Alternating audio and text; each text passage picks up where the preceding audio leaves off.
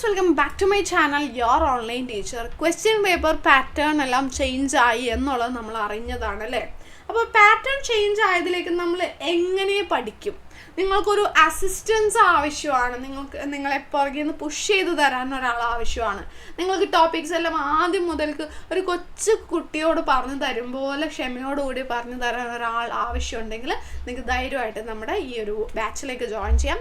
അടിപൊളിയായിട്ട് ഇനിയുള്ള ദിവസങ്ങളിൽ ഇരുന്ന് ഓരോ ടോപ്പിക്കും ക്ലിയർ ആയിട്ട് മനസ്സിലാക്കി നമുക്ക് പഠിക്കാം.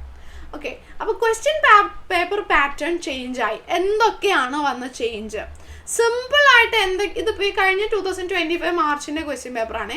സിമ്പിളായിട്ട് വന്ന ചേഞ്ച് എന്താണെന്ന് ചോദിച്ചിട്ടുണ്ടെങ്കിൽ ഈസി ക്വസ്റ്റ്യൻസ് ഒക്കെ അവർ മാറ്റിയിട്ട് നല്ല ഡിഫിക്കൾട്ട് ലെവലിൽ ക്വസ്റ്റ്യൻസ് ചോദിക്കാൻ തുടങ്ങിയിട്ടുണ്ട്. അപ്പോൾ അതിലേക്ക് നമ്മൾ എങ്ങനെ പ്രിപ്പയർ ചെയ്യുമെന്ന് ചോദിച്ചാൽ ഫസ്റ്റ് നമ്മൾ ചെയ്യേണ്ട രീതി നോർമൽ ക്വസ്റ്റ്യൻസ് ആദ്യം പഠിക്കണം. കൺസെപ്റ്റ് നോളജ് ഉണ്ടാവാൻ നോർമൽ ഇതിനെല്ലാത്തിനും കൂടി ഒറ്റ വഴി നമ്മുടെ ബാച്ചിൽ ജോയിൻ ചെയ്താൽ മതി. അതല്ലാതെയുള്ളവർക്ക് വേണ്ടിയിട്ട് പറയാണ്, നോർമൽ ക്വസ്റ്റ്യൻസ് ആദ്യം പഠിക്കണം. അതിലൂടെ ആ കൺസെപ്റ്റിനെ പറ്റിയിട്ട് നിങ്ങൾക്ക് നല്ലൊരു ക്ലാരിറ്റി വരണം. അതിനുശേഷം അതിൽ നിന്ന് വരാകുന്ന മാക്സിമം അഡ്ജസ്റ്റ്മെൻ്റ് എല്ലാം വെച്ചിട്ടുള്ള ഡിഫിക്കൾട്ട് ക്വസ്റ്റ്യനും കൂടി പഠിച്ചാൽ സംഭവം സെറ്റാണ്. നമ്മുടെ ഓൺലൈൻ ബാച്ചിൽ നമ്മൾ നിങ്ങളെ അങ്ങനെയാണ് പഠിപ്പിക്കുന്നത് കേട്ടോ. അപ്പോൾ ഇത് നോക്കുകയാണെന്നുണ്ടെങ്കിൽ ഇത് സിമ്പിളായിട്ടുള്ളൊരു ഇൻട്രസ്റ്റ് ഓൺ ക്യാപിറ്റൽ കാൽക്കുലേറ്റ് ചെയ്യുന്ന ഒരു ക്വസ്റ്റ്യൻ ആയിരുന്നു. അത് കഴിഞ്ഞതിന് മുന്നത്തെ കൊല്ലം വരെ ജസ്റ്റ് ഇത്രയും ഭാഗം മാത്രം തന്നിട്ട് ചോദിച്ചുകൊണ്ടിരുന്നത്.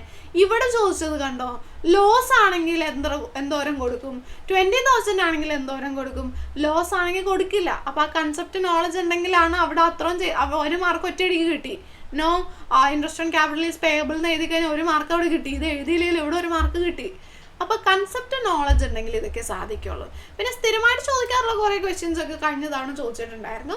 റേഷ്യോസ് ആണെങ്കിലും കുറച്ചൊരു ടൈപ്പ് 3 ലെവലുള്ള ഈക്വലി അക്വയർ ചെയ്യുന്ന ടൈപ്പ് 3 ലെവലുള്ള ക്വസ്റ്റ്യൻ ചോദിച്ചു. പിന്നെ ചോദിക്കുകയാണെന്നുണ്ടെങ്കിൽ ഇമ്പോർട്ടൻ്റ് ആയിട്ട് ഇതൊക്കെ സിമ്പിൾ ക്വസ്റ്റ്യൻ ആണ് ചോദിച്ചത്.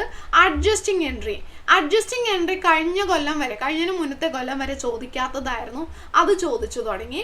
പിന്നെ ചോദിച്ചേക്കുന്നുണ്ടോ, ന്യൂ പ്രോഫിറ്റ് ഷെയറിംഗ് റേഷ്യോയുടെ അടിസ്ഥാനത്തിൽ അവർ ക്യാപിറ്റൽ അഡ്ജസ്റ്റ് ചെയ്താൽ അതിൻ്റെ ജേർണൽ എൻട്രി. ഇത് രണ്ടും ന്യൂ ക്വസ്റ്റ്യൻ ആണ്. നമ്മുടെ ടെക്സ്റ്റിലുണ്ട്, പക്ഷേ കഴിഞ്ഞതിന് മുന്നത്തെ കൊല്ലം വരെ ചോദിച്ചിട്ടില്ലാത്തൊരു ചോദ്യമായിരുന്നു. ഇത് രണ്ടും പുതിയതായിട്ട് ഡിഫിക്കൽട്ടി ലെവലിൽ ചോദിച്ചതാണ്.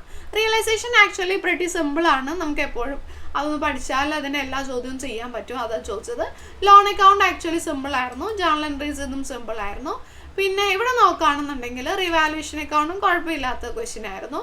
ഇവിടെ 19ാമത്തെ ക്വസ്റ്റ്യനിൽ ന്യൂ റേഷ്യോ കാണാൻ വേണ്ടിയിട്ടുണ്ടായിരുന്നു. പിന്നെ അതിന് ബി ക്വസ്റ്റ്യൻ ആയിട്ടാണ് എന്ത് ചോദിച്ചത്, ഇവിടെ നമ്മളോട് വിമലിൻ്റെ ക്യാപിറ്റൽ അക്കൗണ്ട് ചോദിച്ചത്. ഇതും ഒരു ന്യൂ ക്വസ്റ്റ്യൻ ആയിരുന്നു. അതായത് ഡിസീസ്ഡ് മരണപ്പെട്ട പാർട്ട്ണറുടെ അക്കൗണ്ട്. അതിൽ ഒത്തിരി കാൽക്കുലേഷൻസ് ഉണ്ട്, കുറേ സാധനങ്ങളൊക്കെ കണ്ടുപിടിക്കാൻ വേണ്ടിയിട്ടുണ്ട്.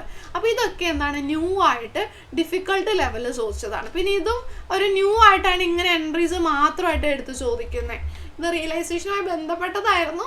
ബട്ട് എൻട്രീസ് നമ്മൾ കാണാതെ പഠിച്ചാൽ നമുക്കത് എഴുതാൻ പറ്റില്ല. ലോജിക്കൽ അണ്ടർസ്റ്റാൻഡിങ് ഉണ്ടെങ്കിലാണ് അതും നമുക്ക് ആൻസർ ചെയ്യാൻ പറ്റുള്ളൂ. പിന്നെ പാർട്ട് 2 ഒക്കെ കമ്പ്യൂട്ടറൈസ്ഡ് ആണെങ്കിൽ കമ്പ്യൂട്ടറൈസ്ഡ്, AFS ആണെങ്കിൽ AFS, അത് എപ്പോഴും സിമ്പിൾ ആൻഡ് തിയറി ചോദിക്കാറുള്ളൂ. അത് നിങ്ങൾക്ക് ഈസിലി മാർക്ക് സ്കോർ ചെയ്യാൻ വേണ്ടിയിട്ട് പറ്റും. അപ്പോൾ ഇവിടെയാണ് നമ്മുടെ മാർക്ക് പോകുന്നത്. ന്യൂ ക്വസ്റ്റ്യൻസ് ഒത്തിരി ഇൻകോർപ്പറേറ്റ് ചെയ്തിട്ടുണ്ടായിരുന്നു. ഇത്തവണ ഇതിലും കൂടുതൽ ക്വസ്റ്റ്യൻസ് ആണ് നമ്മൾ ന്യൂ പ്രതീക്ഷിക്കുന്നത്. അതുകൊണ്ട് നിങ്ങൾക്ക് ഇനിയെങ്കിലും ഒരു ബോധം വന്നെങ്കിൽ പഠിച്ച മാർക്ക് മേടിക്കണം. +1 ഇമ്പ്രൂവ്മെൻ്റ് എഴുതി, +2 എഴുതി, എങ്ങനെയെങ്കിലും ഒന്ന് പാസ്സായി +2 കിട്ടണം, പാസ്സായി പോകണം എന്ന് നിങ്ങൾ ആഗ്രഹിക്കുന്നുണ്ടെങ്കിൽ നമ്മുടെ ബാച്ചിലേക്ക് ഉടനെ തന്നെ അഡ്മിഷൻ എടുത്ത് ജോയിൻ ചെയ്യുക. അടിപൊളിയായിട്ട് പഠിക്കാൻ കേട്ടോ. താങ്ക്